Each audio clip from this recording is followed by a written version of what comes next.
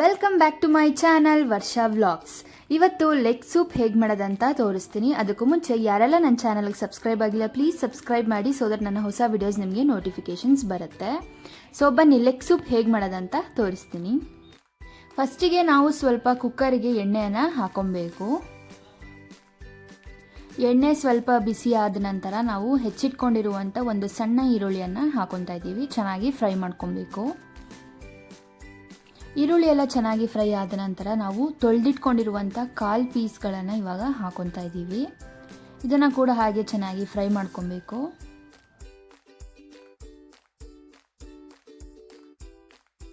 Fry ಮಾಡ್ಕೊಂಡ ನಂತರ ಸ್ವಲ್ಪ ಅರಿಶಿಣದ ಪುಡಿ ಮತ್ತು ಸ್ವಲ್ಪ ಉಪ್ಪನ್ನು ಹಾಕ್ಕೊಂಡು ಚೆನ್ನಾಗಿ ಮತ್ತೆ ಫ್ರೈ ಮಾಡ್ಕೊಬೇಕು.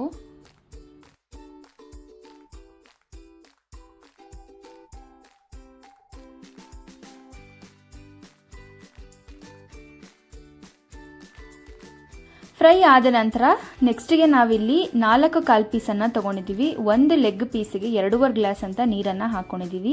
ನೀವೆಷ್ಟು ಲೆಗ್ ಪೀಸನ್ನು ತೊಗೊಂಡಿದ್ದೀರಾ ನೋಡಿಕೊಂಡು ನೀರನ್ನು ಹಾಕೊಳ್ಳಿ.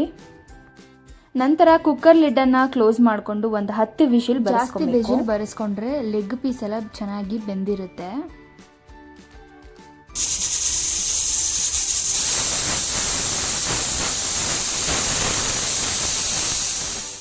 ವಿಜಿಲ್ ಎಲ್ಲ ಹೋದ ನಂತರ ಇವಾಗ ಲಿಡ್ಡನ್ನು ಓಪನ್ ಮಾಡ್ತಾ ಇದ್ದೀವಿ. ನೋಡ್ಬೋದು ಕಾಲು ಪೀಸು ಎಲ್ಲ ಚೆನ್ನಾಗಿ ಬೆಂದಿದೆ.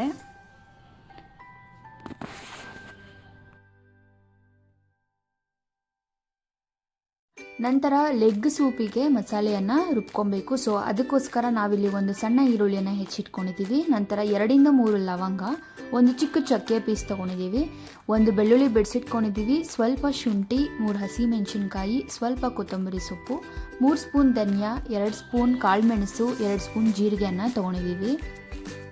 ನಂತರ ಫ್ರೈ ಪ್ಯಾನಿಗೆ ಸ್ವಲ್ಪ ಎಣ್ಣೆಯನ್ನು ಹಾಕೊತಾ ಇದ್ದೀವಿ. ನಾವು ತೊಗೊಂಡಿರುವಂತಹ ಮಸಾಲ ಐಟಮ್ಸ್ ಅಂದರೆ ಧನಿಯಾ, ಫಸ್ಟಿಗೆ ಧನಿಯಾವನ್ನು ಹಾಕೊತಾ ಇದ್ದೀವಿ. ಹಾಗೆ ಲೈಟಾಗಿ ಫ್ರೈ ಮಾಡ್ಕೊಬೇಕು. ಅದನ್ನು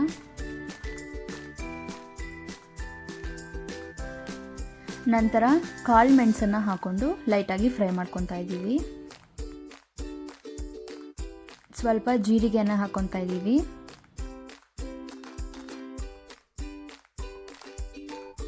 ಸ್ವಲ್ಪ ಚಕ್ಕೆ ಲವಂಗವನ್ನು ಹಾಕೊತಾ ಇದ್ದೀವಿ.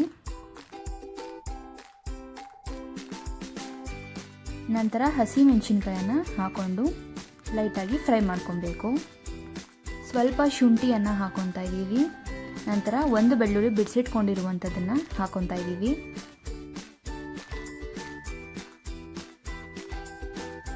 ನಂತರ ಹೆಚ್ಚಿಟ್ಕೊಂಡಿರುವಂಥ ಈರುಳ್ಳಿಯನ್ನು ಹಾಕ್ಕೊಂಡು ಲೈಟಾಗಿ ಫ್ರೈ ಮಾಡ್ಕೊಬೇಕು. ಲಾಸ್ಟಿಗೆ ಸ್ವಲ್ಪ ಕೊತ್ತಂಬರಿ ಸೊಪ್ಪನ್ನು ಆ್ಯಡ್ ಮಾಡಿಕೊಂಡು ಲೈಟಾಗಿ ಫ್ರೈ ಮಾಡಿಕೊಂಡು ನಂತರ ಮಿಕ್ಸಿ ಜಾರಿಗೆ ಹಾಕ್ಕೊಂಡು ಸ್ವಲ್ಪ ನೀರನ್ನು ಆ್ಯಡ್ ಮಾಡಿಕೊಂಡು ರುಬ್ಕೊತೀವಿ. ಇವಾಗ ಮಸಾಲೆ ರೆಡಿಯಾಗಿದೆ.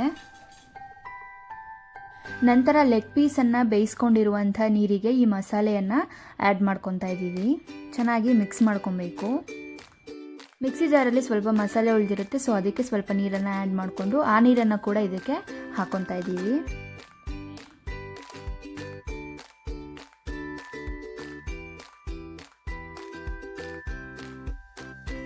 ಚೆನ್ನಾಗಿ ಮಿಕ್ಸ್ ಮಾಡಿಕೊಂಡು ನಂತರ ರುಚಿಗೆ ತಕ್ಕಷ್ಟು ಉಪ್ಪನ್ನು ಹಾಕೊತಾ ಇದ್ದೀವಿ. ಕಾಲು ಬೇಯಿಸ್ಕೊಬೇಕಂದ್ರೂ ಕೂಡ ಸ್ವಲ್ಪ ಉಪ್ಪನ್ನು ಹಾಕಿರ್ತೀವಿ, ನೋಡಿಕೊಂಡು ಉಪ್ಪನ್ನು ಹಾಕೊಳ್ಳಿ.